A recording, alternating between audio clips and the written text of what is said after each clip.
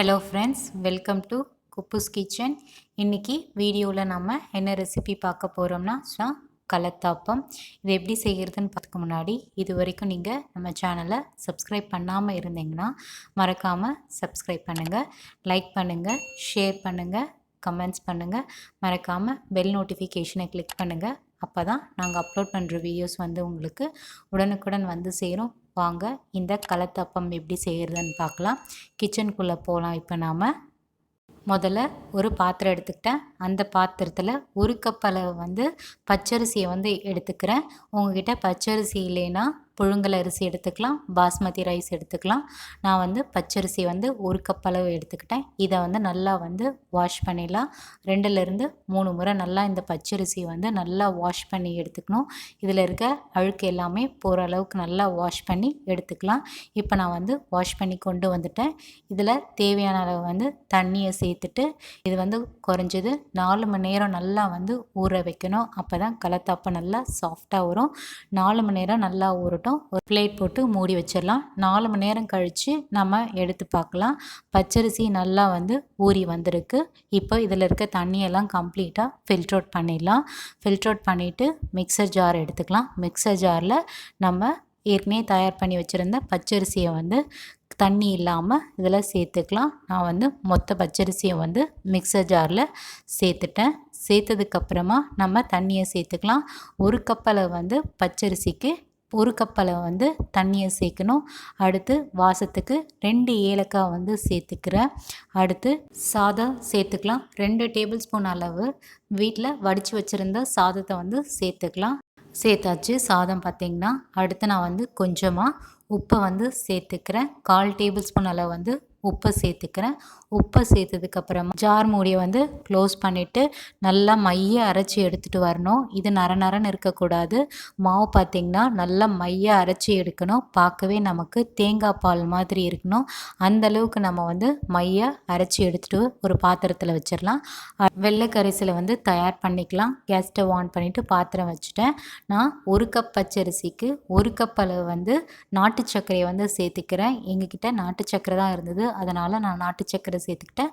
உங்கள் வீட்டில் வந்து கெட்டி வெல்லம் இருந்தாலும் நீங்கள் சேர்த்துக்கலாம். சேர்த்துட்டு நல்லா இது வந்து ஒரு கொதி வந்தால் போதும். இது பாகு கன்சிஸ்டன்சிலாம் வரணும்னு அவசியம் கிடையாது. சொல்லப்போனால் ஒரு 5 நிமிஷம் நல்லா வந்து கொதித்து வரட்டும். இப்போ கைவிடாமல் கலந்து விட்டுக்கலாம்.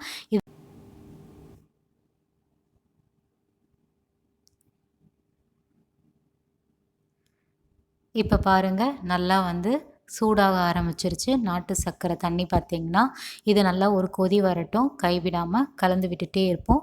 ஒரு கொதி வந்தவுடனே நம்ம வந்து கேஸ் ஸ்டவ் வந்து ஆஃப் பண்ணிடலாம். இப்போ நல்லா கொதிச்சிருச்சு. கேஸ் ஸ்டவ்வும் நம்ம நல்லா ஆஃப் பண்ணிடலாம். ஏற்கனவே தயார் பண்ணி வச்சுருந்த பச்சரிசி மாவில் இந்த வெள்ளை கரைசலை வந்து வடிகட்டி சேர்த்துக்கலாம். சூடாக இருக்க சொல்லி சேர்த்துக்கணும். சேர்த்துட்ட பிறகு நல்லா கைவிடாமல் கலந்து விடணும். ஈவனாக கலந்து விடுங்க. அப்போ தான் இந்த வெல்லம் வந்து நல்லா ஈவனாக ஸ்ப்ரெட் ஆகி வரும். பாருங்கள் நல்லா கலரும் சேஞ்ச் ஆகிடுச்சு. நம்ம நாட்டு சர்க்கரை தண்ணியை சேர்த்ததுக்கப்புறமா அடுத்து நம்ம பேக்கிங் சோடா வந்து சேர்த்துக்கலாம். 1/4 டேபிள் ஸ்பூன் அளவு வந்து பேக்கிங் சோடாவை சேர்த்துட்டு நல்லா கைவிடாமல் கலந்து விடணும். ஈவனாக நல்லா கலந்து விட்டாச்சு.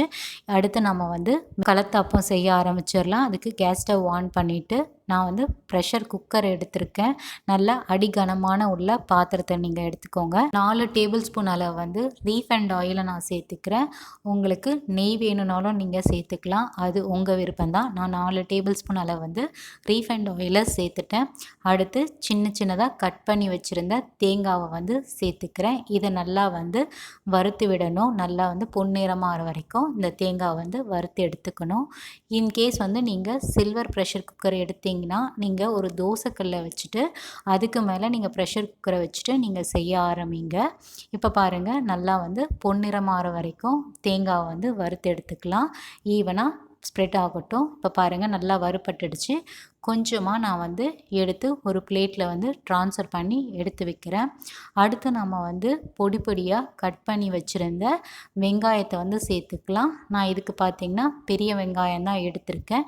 நீங்கள் சின்ன வெங்காயம் கிடைச்சாலும் நீங்கள் அதை யூஸ் பண்ணலாம். ஆனால் பொடி பொடியாக நறுக்கி தான் சேர்க்கணும். இப்போ சேர்த்தாச்சு. இந்த எண்ணெயிலே நல்லா வந்து வறுபடட்டும். இதுவும் பார்த்திங்கன்னா நல்லா கோல்டன் ப்ரௌன் கலர் ஆகணும்.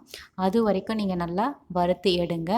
இந்த வெங்காயமும் இப்போ பார்த்திங்கன்னா கொஞ்சம் கொஞ்சமாக கலர் சேஞ்ச் ஆக ஆரம்பிக்குது. வெங்காயம் பார்த்திங்கன்னா கம்ப்ளீட்டாக ப்ரௌன் கலர் ஆகிற வரைக்கும் நம்ம வந்து கைவிடாமல் நல்லா இந்த வெங்காயத்தை வந்து வதக்கி எடுத்துக்கணும். இப்போ நல்லா வதங்கிருச்சு.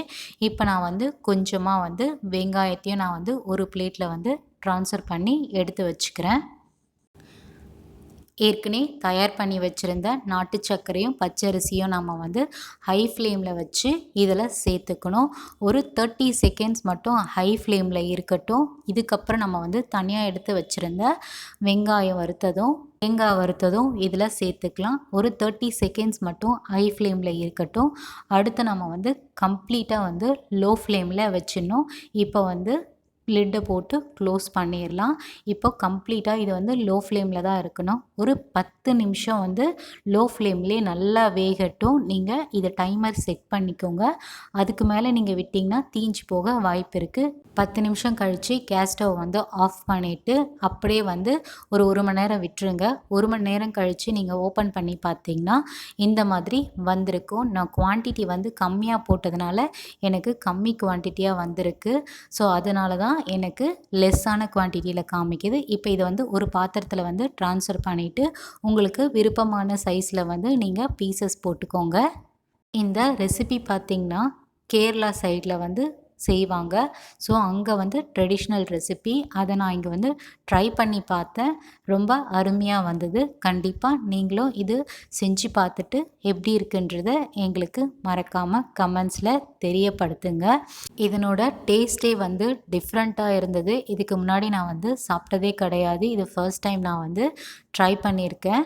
ஸோ இதை நீங்களும் கண்டிப்பாக செஞ்சு பாருங்கள். இதை ஓப்பன் பண்ணி பார்த்தீங்கன்னா ஒரு லேயராக இருந்துச்சு. அதுவே கொஞ்சம் பார்க்க டிஃப்ரெண்ட்டாக இருந்தது.